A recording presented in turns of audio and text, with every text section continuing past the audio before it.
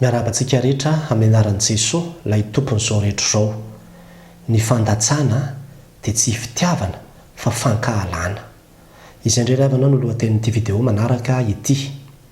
Amin'izao fotoana izao dia tohatra ny zavatra tsy mampaninona intsony, izany hoe mandatsa olona izany.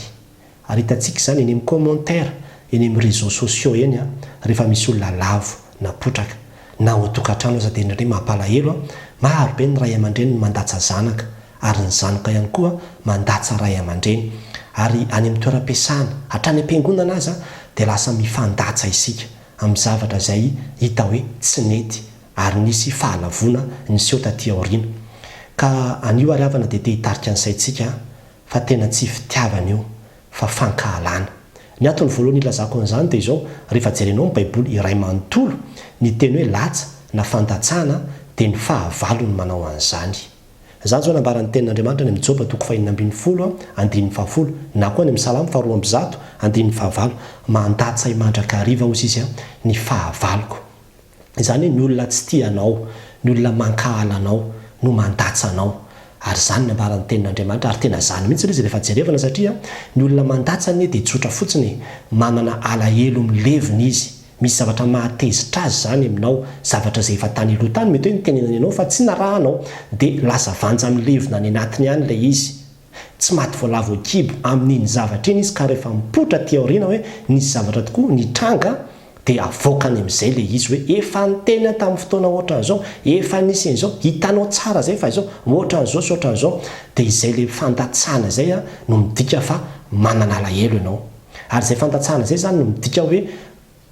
tsy fitiavana ilay izy, fa ny tena bazy zany dia hoe alahelo milevina. Ary izay mahatonga amin'ny teny fakahalana ihany ilay izy, satria izany no antsoina hoe fakahalana, alahelo milevina. Toy izany hoe ray aman-dreny na hoe mpanompon'Andriamanitra ve dia tokony hanana fakahalana milevina? Zay mihitsy ilay izy, satria indraindray izao ohatra ao tokantrano ao nisy zanaka nangataka moto ohatra tamin'ilay ray aman-dreny, dia ozy ilay ray aman-dreny hoe za tsy hividy an'izany ho anao mihitsy, fa zavatra mahafaty anao zany.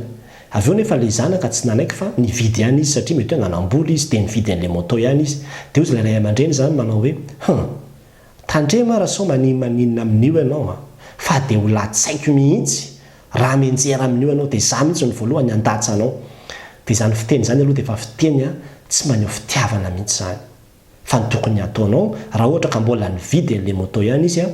dia ny mampafantatra azy amin'izay, satria efa tsy azo akizoka mihitsy izy zany, dia ny mampitandrina azy zany amin'ny hoe aza manao ohatran'izao, na tandremo tsara ary ny ohatran'izao, mandehana mora ary na hoe mivavary alohan'ny hitondra an'ilay moto ianao, dia mivavaka ho anao sy ny ohatran'izany, fa tsy hoe manisy réserve ianao amin'ny hoe tandremo any aoriana any, fa ohatrany hoe miandry kely fotoana ianao, miandry izay anjerany ianao, ka rehefa menjera izy ho avy amin'izay ianao amin'ny teny maharary samihafa. Ary izay ny atao hoe latsa. Izay no mahatonga amin'ny teny amin'izy hoe tsy fitiavana mihitsy ilay izy fa fakahalana ao ambadika ilay izy. Ny zavatra faharoa koa dia izao, io resaka fandatsana io dia zavatra mavesatra io, tena mavesatra rehefa hiaran'io fandatsana io ianao. Ary na dia ny soratra masina dia miresaka an'izany any amin'ny Jeremia 3:10, toy izy ny tenin'Andriamanitra manao hoe menatra Izay fa efa nandre latsa. Izany hoe ny latsa izay renesy ny sofinao dia miteraka enatra. Ka hevery tsara fa raha olona efa lavo izy, efa potraka izy, efa nenjery izy,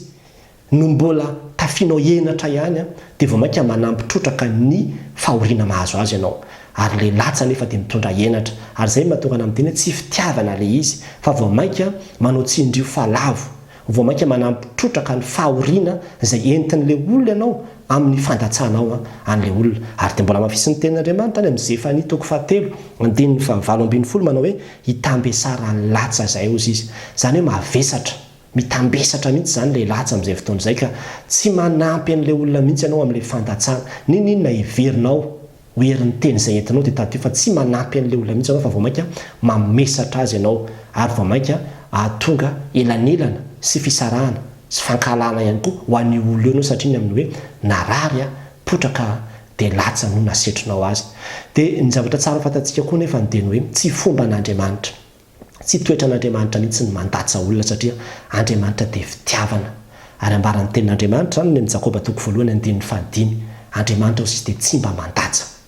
ny dikan'izay zany raha misy ny fahavoazanao afaka manantona azy foana ianao na dia ataoko hoe fahavoazana vokatry ny ditra nataonao azy dia afaka manantona azy foana fa Andriamanitra tsy mandatsa anao zany fa mandray anao mandrakariva amin'ny fitiavana izy ary zay le toetra n'Andriamanitra izay mihitsy ny toetra tokony hianarantsika amin'izao tontolo zao dia mety tsy anaiky mihitsy izy. Misy olona manko tsy manaiky mihitsy izy raha tsy voateniny tato amin'ity pejy ity zao dia nisy olona niteny an'izany mihitsy hoe bevoka le tovavy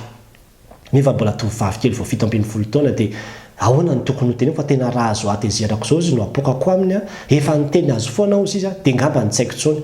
dia tsy fotoana fitenenana azy tsony zao ny amin'ny tsy nety nataony fa efa bevoka izy kinina tsony no azonareo atao fa dia zao karakarao izy tambatamba azy izy fa raha vao mainka ianao mandatsa anazy eo dia vao mainka ampitombo ny fahoriana lalina izay entina amin'ny fitondrana voaka dia ahitana raha angano indray ianao rehefa avy eo fa tsy izany mihitsy ny antsika kristianina dia fitiavana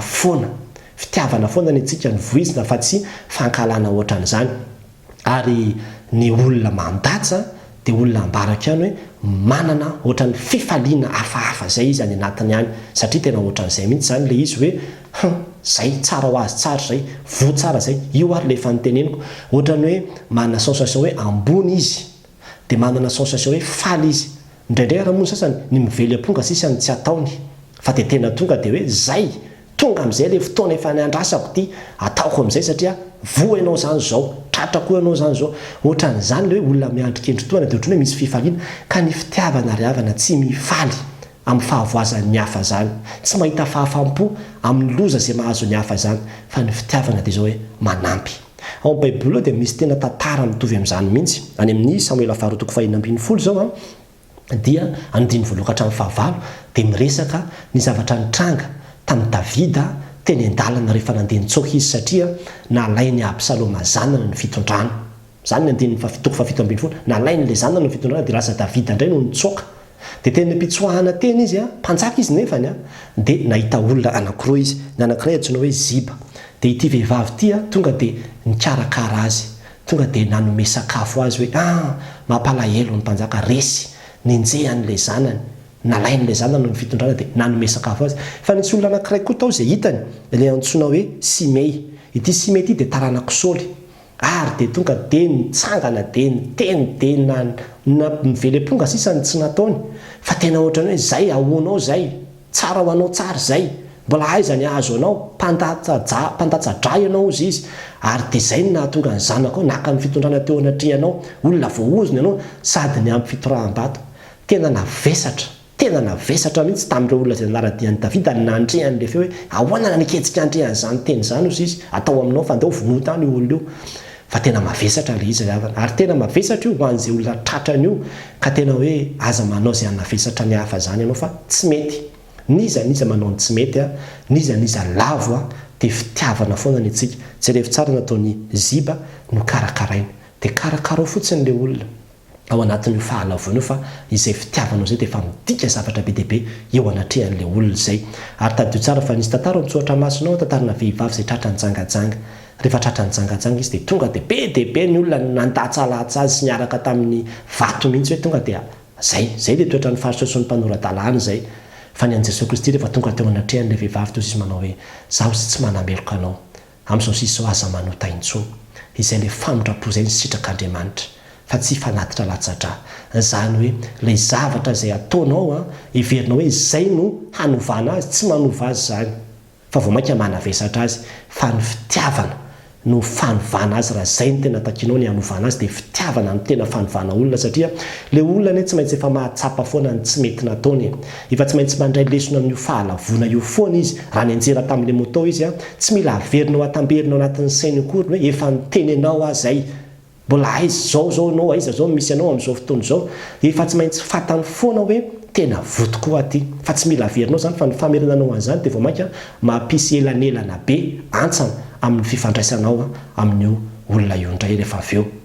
dia zay mahatonga antsika mila mitandrinatsika fa ity mandatandatsa olona ity efa tokony hialantsika io toetra ratsy io andaontsika iova ry havana ka raha misy ny olona vo raha misy ny olona potraka raha misy ny olona lavo dia manarina isika mikarakara isika manampy isika fa tsy mampitrotraka ny fahavoazan'le olona. Ary raha ohatra ianao ka efa latsain'ny olona dia inona ny satria mety mavesatra ianao zany nivondray teto dia ahoana ny tokony ataonao dia ambaran'ny tenin'Andriamanitra any amin'ny Romanina 10:10 andininy 7 hoe fa Jesosy Kristy rao sisy dia tsy mba nijery izay mahasoa ny tenany fa mahasoa ny hafa ka dia nilatsa izay niatra tamintsika dia niatra tamin'ny tenany. Izany hoe nilatsa izay nomenanao zany aomeo an'i Jesosy Kristy,